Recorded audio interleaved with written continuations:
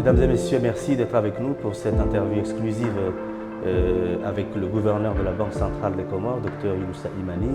Bonjour monsieur le gouverneur.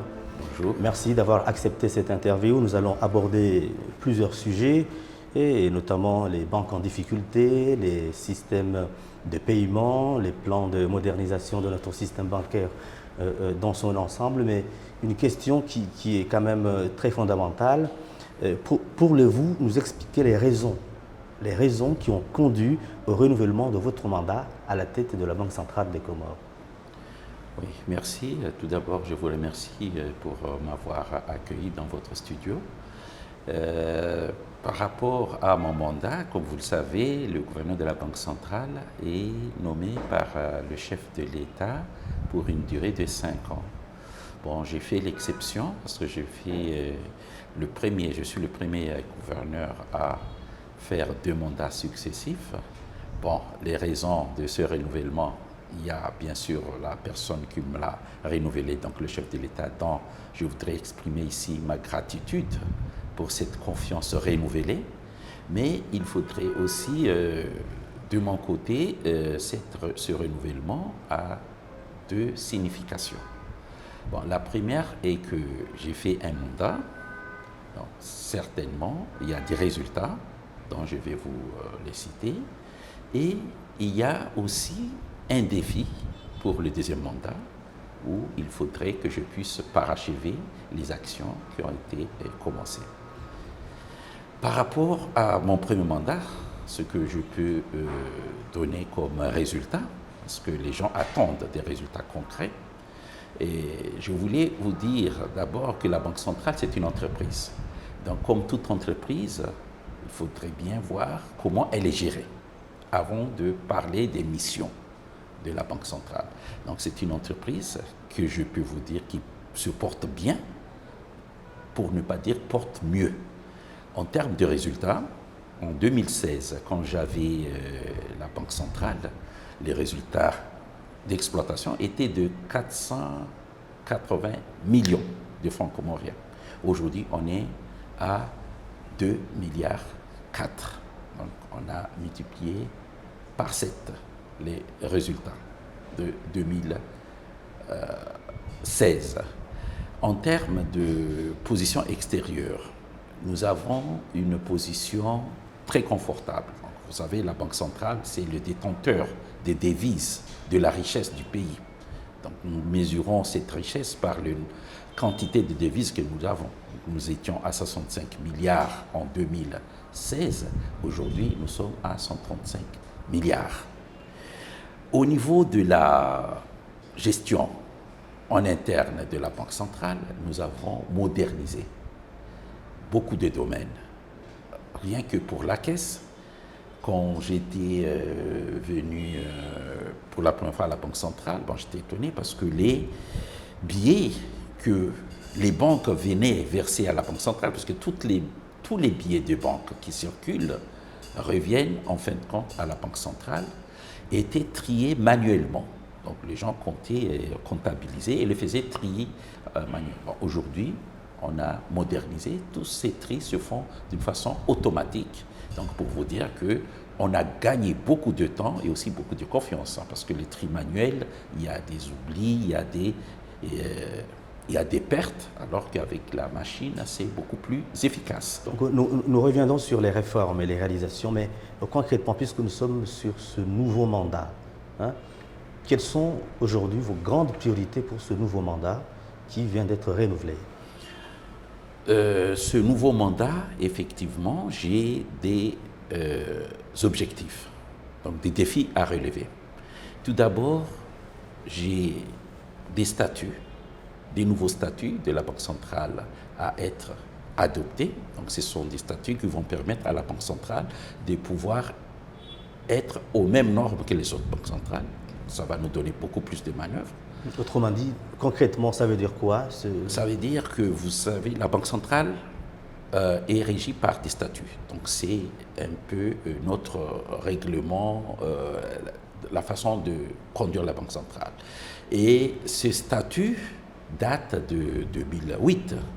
Et dans ces statuts, il y a certains points qui ne sont pas d'avantage pour le pays. Donc nous avons fait des négociations avec, bien sûr, vous savez que c'est une banque régie par deux parties, un parti comorien et un parti français.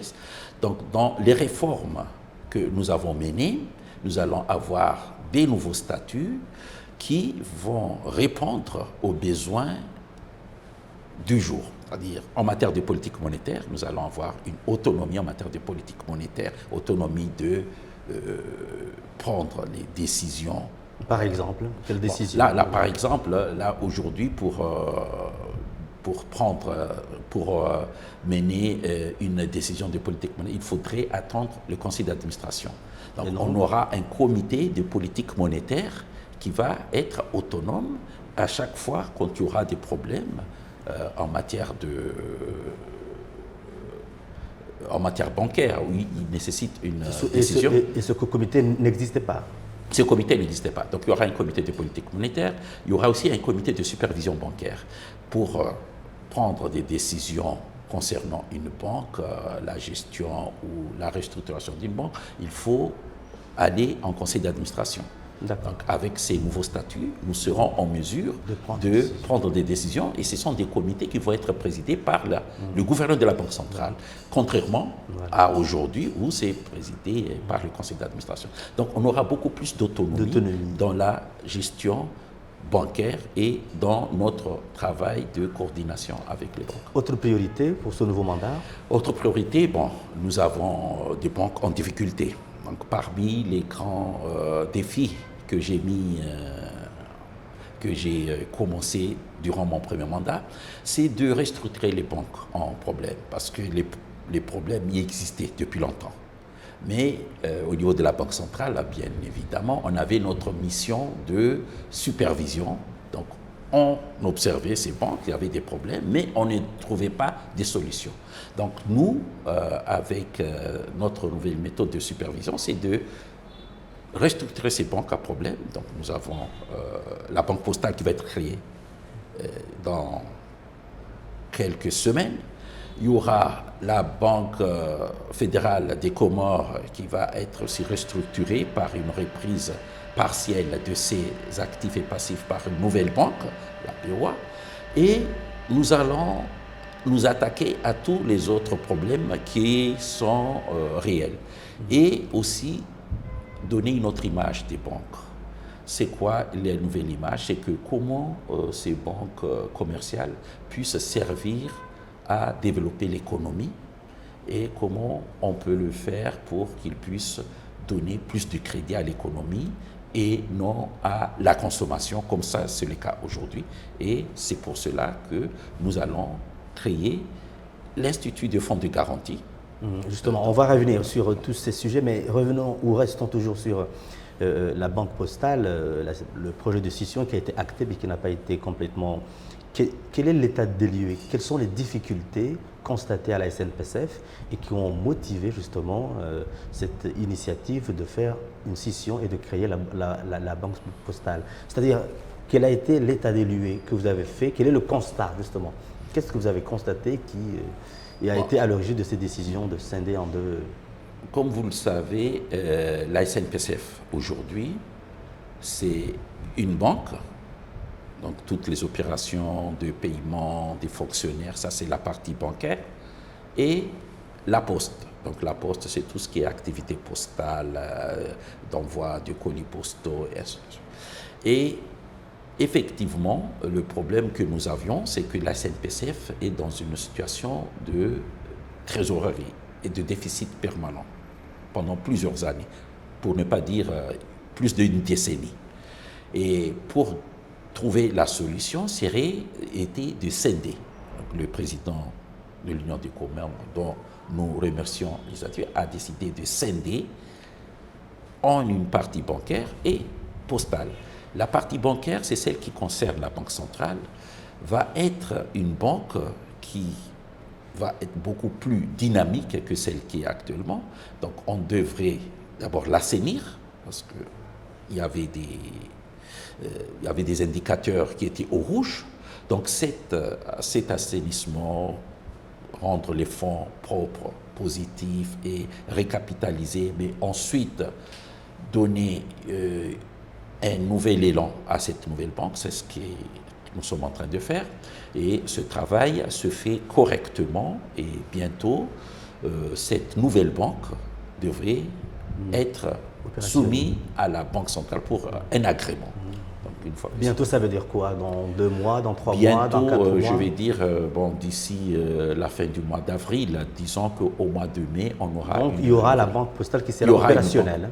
Postale d'ici le mois de mai opérationnel. Parlons une autre question qui est quand même importante, la gestion des créances douteuses. On le sait très bien que c'est un problème qui affecte lourdement les institutions financières de la place.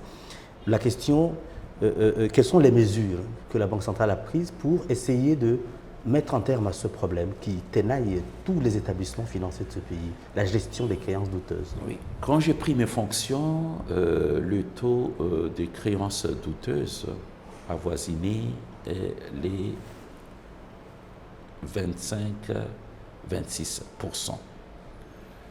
Aujourd'hui, cela veut dire quoi? C'est que 26% de crédits accordés aux clients ne retournent pas à la banque. N'est pas remboursé. N'est pas remboursé, 26 francs donc sur 100. Et aujourd'hui, on est à un niveau de 14%. C'est toujours élevé. Comment on a fait pour réduire ce taux? C'est de voir parce qu'il y a 3 acteurs. Donc il y a le secteur privé, il y a les banques et il y a la justice. Donc nous avons créé une commission technique composée les banques représentées par la Banque centrale, le secteur privé, le secteur de la justice par une personne de la justice et le ministère des Finances. Donc ce comité a travaillé pendant plusieurs années sur les dossiers qui étaient en suspens. Et ces dossiers-là, grâce au travail de ce comité, ont pu trouver une solution. Ce n'est pas suffisant. Et nous sommes en train de voir comment faire baisser plus davantage ce taux de créances douteuses. Quelle est la moyenne africaine? Ça devrait aboutir à quel taux normalement? Bon, tout dépend des pays, mais il faudrait que ça soit moins de 10%. Moins de 10%. Pour ne pas dire 5, même moins de 5%. Tout simplement parce que, vous savez, c'est quoi le taux de créances douteuses? C'est un risque pour les banques. Donc, si vous voyez aujourd'hui que le taux d'intérêt est assez élevé, pour ne pas dire très élevé pour certains, c'est tout simplement parce que les banques, en prêtant, estiment, ils prévoient qu'une partie de leur argent ne va pas retourner. Donc, ils vont mettre ce prix sur le taux d'intérêt. Parce qu'ils savent que ça ne va pas arrêter. Tout à fait. Parce qu'il y a un taux de créance qui est assez élevé. Donc si ce taux est bas, donc le risque est moins élevé, automatiquement on aura des taux d'intérêt bas. Donc ce qui fera l'affaire de tout le monde. Parce que on est tous là, tout le monde crie, le secteur privé, les personnes physiques, tout le monde se lamente du fait que le taux d'intérêt est très très élevé. Vous voulez dire que si on arrive à réduire ce taux, il y a l'éventualité de voir les taux baisser dans les établissements financiers? Bien sûr, bien sûr. Lorsque le taux de créances douteuses baisse, nous aurons évidemment des taux d'intérêt beaucoup plus bas. Voilà. L'un des sujets que vous avez longuement abordé, c'est l'inclusion financière. C'est quand même un élément très important dans notre pays. Et quelles sont les actions concrètes qui ont été engagées par la Banque centrale pour aider à promouvoir davantage l'inclusion financière dans notre pays? Bon, comme le mot l'indique, l'inclusion financière, c'est le fait de mettre tous les Comoriens dans le système bancaire ou financier. Aujourd'hui, on est seulement à 30% des Comoriens. 30% le taux de bancarisation. Le taux de bancarisation. Mais avant, hein, donc en 2016, on était à 20%. Donc on a quand même progressé, mais ce n'est pas suffisant. Encore une fois. Si on n'a que 30% seulement des Comoriens qui sont dans le système bancaire, alors que ce sont ces Comoriens qui doivent épargner, et c'est cette épargne qui va servir de crédit, donc on a très peu de liquidité dans le système bancaire. Donc une grande partie de notre liquidité est hors circuit bancaire. Donc c'est un problème difficile et nous avons fait du problème de l'inclusion financière une priorité. Une priorité pour la Banque centrale et une priorité pour tous les systèmes bancaires. Et nous sommes en train de mettre en place une stratégie d'inclusion financière qui a plusieurs volets. Et dans un premier temps, le problème principal, c'est de mener une campagne de sensibilisation pour que les Comoriens, de l'intérieur comme de l'extérieur, ouvrent des comptes dans le secteur bancaire. Est-ce qu'il y a des objectifs chiffrés sur le long terme, d'ici 2026 ou 2027? Est-ce qu'il y a un taux qui doit être atteint selon un calendrier précis? Est-ce qu'on a des objectifs en fait, chiffrés dans le temps? Bon, dans les pays bien avancés, on est à 85, 90, même 100% mais, oui, de bancarisation. Mais chez nous, d'ici 5 ans... Nous avons un objectif de 50%. D'ici 2025-26. Donc on voudrait faire une campagne assez dynamique pour que le taux puisse être relevé ou bien puisse être augmenté à une vitesse beaucoup plus grande que d'habitude. Et la Banque centrale a les moyens pour y parvenir? Bon, la Banque centrale seule, non, mais c'est un travail d'équipe. Hein. Donc la Banque centrale a la stratégie et nous allons mener cette stratégie en collaboration avec les banques. Parce que ce sont les banques, en fait, qui doivent, les citoyens doivent ouvrir leur compte dans les banques, hein, mais pas à la Banque centrale. Donc nous allons mener ce travail ensemble et nous sommes en train de voir les voies et moyens pour y parvenir. Nous restons toujours sur le système, mais il y avait aussi un autre élément, le système de paiement. Comment faire à ce qu'il y ait un système de paiement beaucoup plus modernisé, efficace, rapide? Aujourd'hui, quand on a un chèque, on peut faire 3 jours ou même 4 jours. Qu'est-ce qui a été fait? Qu'est-ce qui se fait au niveau de la Banque centrale pour essayer de moderniser le système de paiement, pour que les transactions soient beaucoup plus, non seulement efficaces, mais aussi rapides? Qu'est-ce qui a été fait jusqu'ici?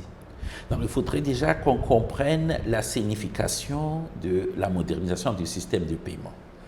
Aujourd'hui, presque toutes nos transactions se font par cash. Donc, vous voyez un peu la difficulté. Il faudrait aller à la banque pour trouver du cash, ou bien garder le cash chez soi. Donc il y a des difficultés de part et d'autre, les déplacements pour aller à la banque. Deuxièmement, laisser l'argent sous la natte, bon, c'est aussi des risques élevés. Aujourd'hui, avec la modernisation du système de paiement, nous comptons avoir 2 objectifs. D'abord, être au même diapason que tous les autres pays qui se développent, où on va réduire l'utilisation du cash au bénéfice des moyens modernes, donc les cartes de paiement et les chèques. Mais aussi, ça va aussi permettre, le double objectif, c'est quoi? De permettre aux Comoriens de s'intégrer dans le système bancaire. Parce que pour pouvoir utiliser la carte ou le chèque, il faudrait que vous disposiez d'un compte bancaire. Donc, une fois qu'on aura vulgarisé ces moyens de paiement modernes, que tous les Comoriens, ou une grande partie des Comoriens puissent s'en servir, c'est qu'on aura déjà résolu une partie de l'inclusion financière, car les Comoriens auront ouvert des comptes soit dans les secteurs bancaires, ou bien des comptes en monnaie électronique. Et là aussi, je voudrais aussi vous dire qu'avant 2016, il n'y avait pas d'agence de transfert de monnaie électronique. Il n'y en avait pas. Donc, depuis que je suis là, nous avons aujourd'hui 3 agences des institutions de transfert de monnaie électronique. Donc, on a Telco, on a Houri, et puis on a aussi Holo. Donc, c'est quoi l'avantage? C'est que le Comorien qui est dans une ville quelconque peut envoyer de l'argent sans se déplacer à son ami, son collègue, à sa mère dans un village lointain et à la minute, donc en temps réel. Et c'est une activité qui a beaucoup fonctionné et qui a bien facilité la vie des Comoriens dans les transferts. Pour vous donner une idée, aujourd'hui, depuis la création des monnaies électroniques jusqu'à aujourd'hui, on a comptabilisé près de 300 milliards de francs comoriens qui circulent.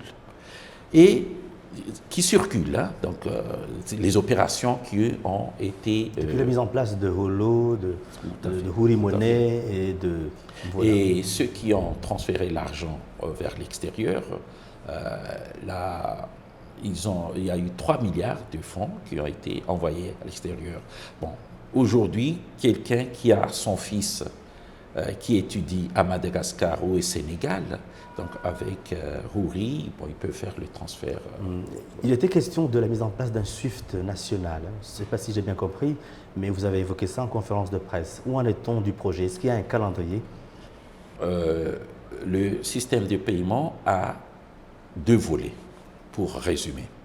Le volet de transfert automatique, donc les virements et aussi les compensations, parce que ça, c'est le premier volet. Et le deuxième volet, c'est le switch. Pour le premier volet, j'aimerais bien expliquer qu'est-ce qui va changer.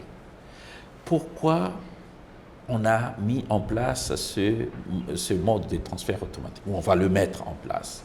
Aujourd'hui, les chèques et les virements, vous les vivez au quotidien. Si vous avez un chèque, on vous paye par chèque ou bien on vous paye par virement, il faut attendre 24 heures ou 48 heures pour disposer de votre argent sur votre compte. Tout simplement parce qu'il faut faire ces compensations d'une façon manuelle. Donc on se voit à la Banque centrale tous les jours à 10 heures pour faire les compensations de la veille ou bien de l'avant-veille. Aujourd'hui, avec les transferts automatiques, nous allons le faire en temps réel. Donc vous avez votre chèque, vous êtes crédité au même moment. Vous faites le virement et vous l'avez. Donc ça, c'est le premier volet du système de paiement. Et à partir de quelle date cela sera contracté? On a prévu au mois de juillet. Juillet 2024. 2024. S'il y a un retard, ça sera un glissement de 2 ou 3 mois. Ah, d'accord. De 2 mois. Mais au moins, pendant l'année 2024, 2024, nous aurons ces transferts automatisés. Et deuxième volet de la modernisation du système de paiement, c'est le switch. Donc le switch consiste à vulgariser des moyens de paiement par carte. Aujourd'hui, ce n'est pas possible. Vous avez un compte dans une banque quelconque, vous ne pouvez pas aller retirer votre argent dans une autre banque. Alors qu'avec le switch, si vous êtes dans une banque quelconque et vous vous déplacez à Anjouan ou à Mouéli, vous pouvez retirer de l'argent dans n'importe quelle agence bancaire où vous aurez un gap. Donc ça, c'est ce qu'on appelle le switch, c'est le switch national. Donc là, vous pouvez, ça va rendre la vie beaucoup plus facile.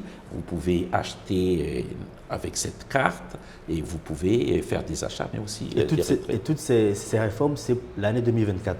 Pour les switches, ça ne serait pas en 2024. Pour les cartes, ça serait en 2025. En 2025.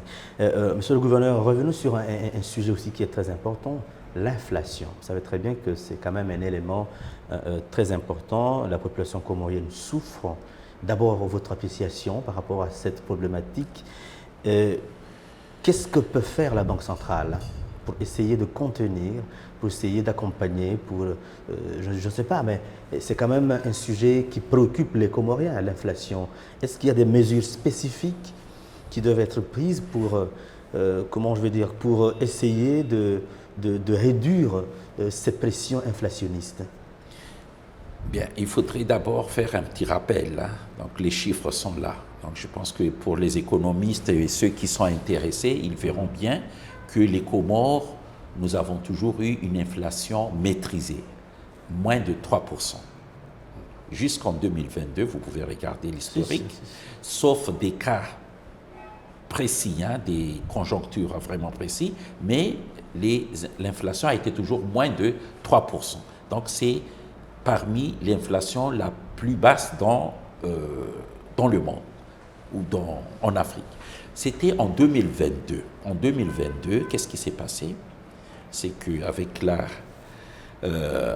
l'après-Covid, mais aussi la crise ukrainienne, il y a eu pas mal de produits importés qui ont augmenté. Les prix ont beaucoup augmenté, plus que d'habitude.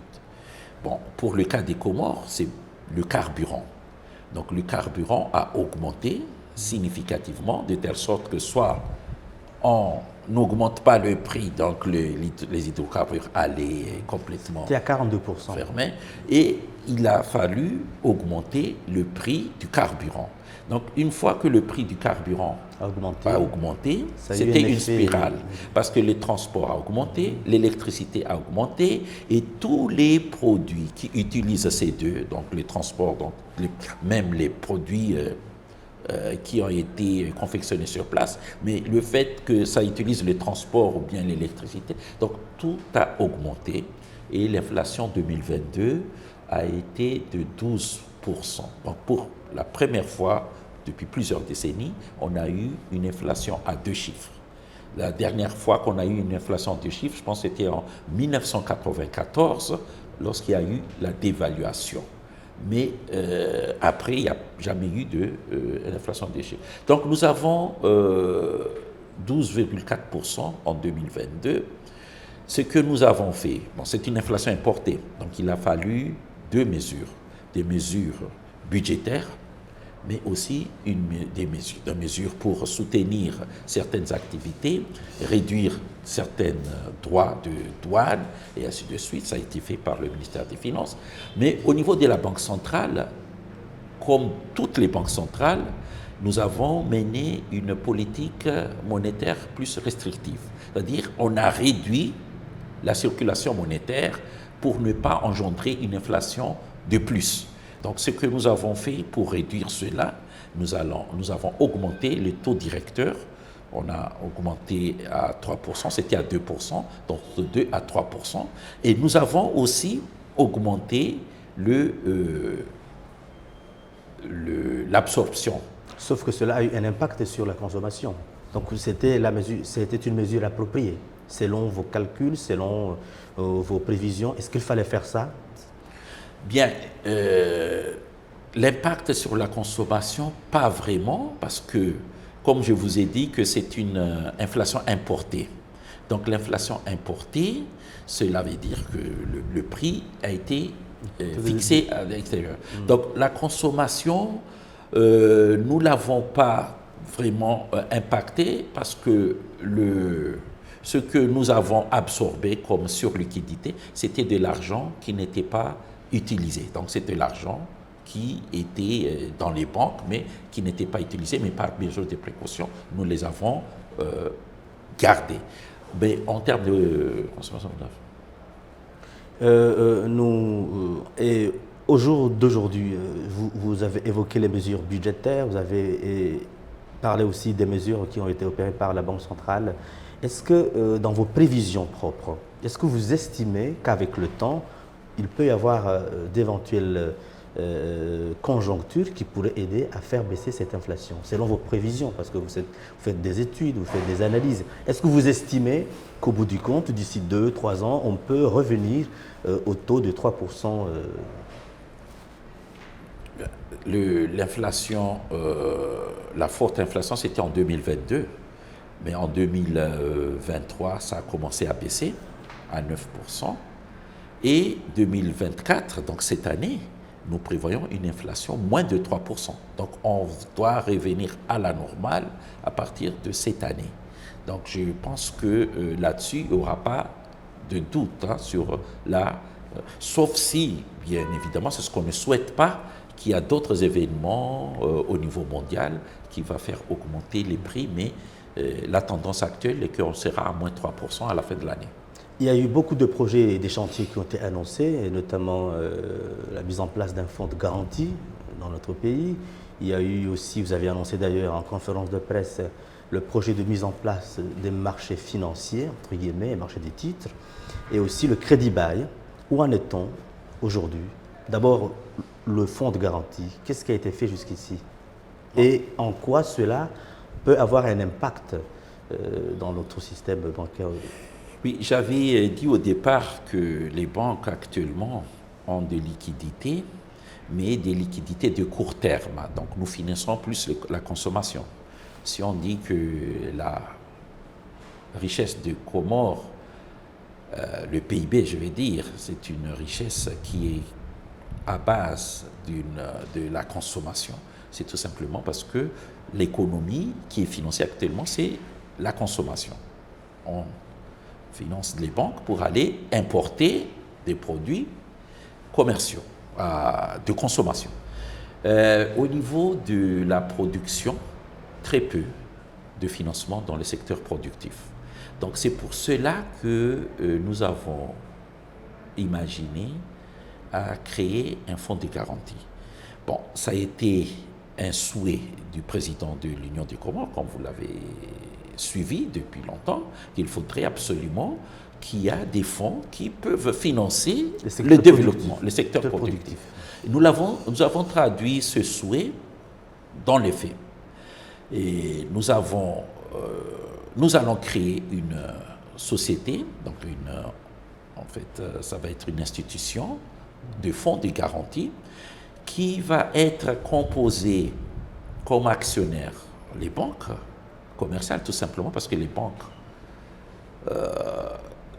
les crédits, on l'a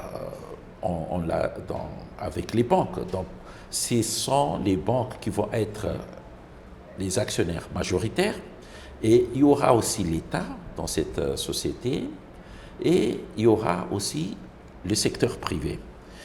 Donc cet institut du fonds de garantie qui va voir le jour dans les mois qui viennent, bon, précisément au mois de juin-juillet, va avoir comme mission de financer les porteurs de projets productifs. Donc, vous voyez, dans ces porteurs de projets, vous voyez, donc, tous les jeunes qui sont... Que des entreprises. Que des entreprises, mais il y a une partie qui peut financer aussi les projets classiques. Hein. Donc, mais la grande partie de ces financements vont aller vers les entreprises productives. Et ce n'est que le début, mais on va élargir ce fonds de garantie à beaucoup de secteurs. Bon, aujourd'hui, c'est le secteur productif. Il y a certains partenaires qui voudraient bien promouvoir l'entrepreneuriat féminin. Donc, on pourrait demander à ces partenaires de mettre leurs fonds dans cette entreprise de fonds de garantie et que ces fonds-là vont être destinés à soutenir les activités des entrepreneurs féminins. Donc, il y aura pas mal d'activités de production et de création d'emplois qui vont être générés par ce fonds de garantie. Et quels sont les résultats que vous attendez avec la mise en place, au-delà de la promotion des secteurs productifs, sur le plan économique? Quel est son impact? Quel sera l'impact? Bon, le premier impact, c'est plus de crédit à l'économie. Donc, quand vous avez plus de crédit à l'économie et surtout le secteur productif, c'est une augmentation de notre richesse, donc du PIB, mais aussi il y aura une création d'emplois. Donc ça, c'est les premiers résultats qui seront directs. Donc vous faites, parce que c'est un plus. Par rapport à ce qui se fait maintenant, vous aurez d'autres acteurs économiques qui vont se greffer sur le marché.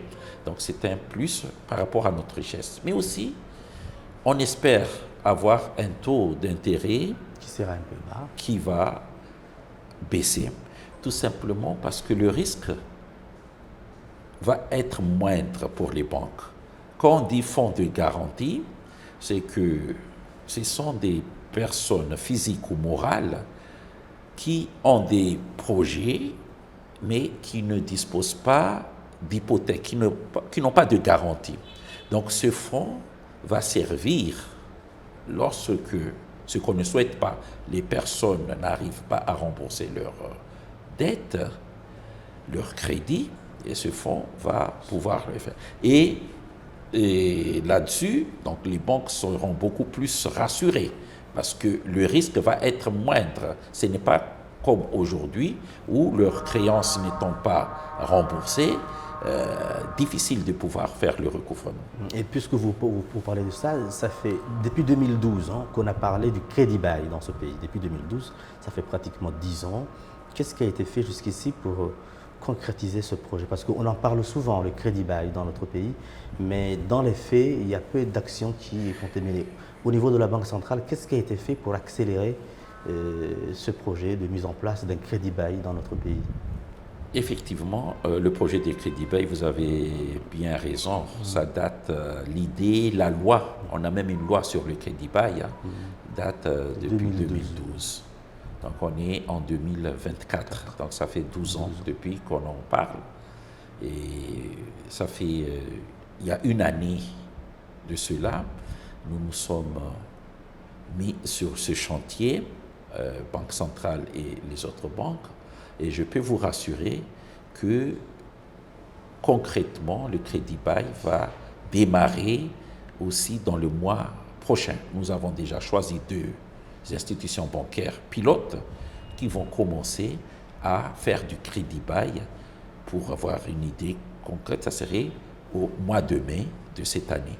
Et notre objectif, ce n'est pas de nous arrêter sur ces 2 banques, mais une banque et une microfinance, c'est de l'élargir sur toutes les banques une fois que ça marchera. Et parlons maintenant de ce fameux marché interbancaire. Vous avez souvent évoqué. Qu'est-ce qui a été fait jusqu'à aujourd'hui au niveau de la Banque centrale? Qu'est-ce qui a été fait pour mettre en place ce marché de titres? Parce que vous l'avez évoqué souvent. Au niveau des marchés des titres, je voulais peut-être souligner l'importance de ce marché des titres. Le marché des titres consiste à un exemple concret. L'État a besoin de financer un projet ou une activité. Il émet des titres et les banques financent. Et ce marché n'existait pas aux Comores, parmi les rares pays. Et nous avons mis en place, pour rappeler qu'on l'a déjà commencé à utiliser ce marché sans le dire. Donc c'est le fameux, c'est la convention de salaire. Donc cette convention des salaires consiste à financer une partie de besoin de financement de l'État qui est le salaire. Donc chaque mois, on lance, et ça c'est une initiative de la Banque centrale. Vous voulez dire que nous sommes dans une phase d'expérimentation, même si ça n'a pas été mis en place au sens où... Nous l'avons déjà expérimenté, mais concrètement, ce marché des titres est en phase d'activité parce qu'il y a plusieurs étapes. Donc nous avons un calendrier à respecter et nous sommes dans le processus que nous souhaiterons que là, par contre, ça serait jusqu'à la fin de l'année. Pour 2025, on souhaiterait avoir... Donc en 2025, il peut y avoir ce marché de titres. Et la finance islamique, avant de boucler cette interview, la finance islamique, où en est-on? Parce qu'il y a eu des annonces importantes qui ont été faites. La finance islamique est l'un des projets que nous avons annoncé il y a longtemps. Et je peux vous dire que ce projet a déjà commencé. Nous l'avons lancé. Le problème qu'il y a est que très peu de banques ont l'expertise dans ce type de financement, mais nous l'avons lancé et nous avons fait pas mal d'études diagnostiques et nous avons partagé. Et actuellement, on peut dire que toutes les banques ou bien des nouvelles institutions qui veulent s'installer peuvent faire de la finance islamique aux Comores. Vous avez évoqué la convention sur les salaires. Est-ce qu'il n'est pas possible de généraliser? Est-ce qu'il n'y a pas des pistes qui peuvent être explorées pour faire en sorte à ce que ça ne se limite pas seulement au niveau de l'administration, des fonctionnaires, pour que chaque mois, on puisse payer tout le monde. Est-ce qu'il y a l'éventualité ou il y a des idées pour mettre en place une convention qui permet de payer tous les agents, même pas forcément que ce soit du public, mais aussi des agents du privé? Est-ce qu'il peut y avoir des réflexions là-dessus? Oui, c'est le marché des titres. Donc, c'est les bons de trésor. Aujourd'hui, l'État peut financer les salaires grâce à cette convention. Mais une fois qu'on aura les bons de trésor, inutile d'utiliser cette convention parce que l'État va émettre des bons et derrière, vous aurez les secteurs bancaires et aussi pas mal, les assurances, aussi pourquoi pas les privés, s'ils ont les moyens de pouvoir financer. Donc, on peut facilement financer toutes les activités à partir de ce marché des titres. Merci beaucoup, mesdames et messieurs. Voici, nous venons donc d'arriver au terme de notre interview. Merci beaucoup et à la prochaine.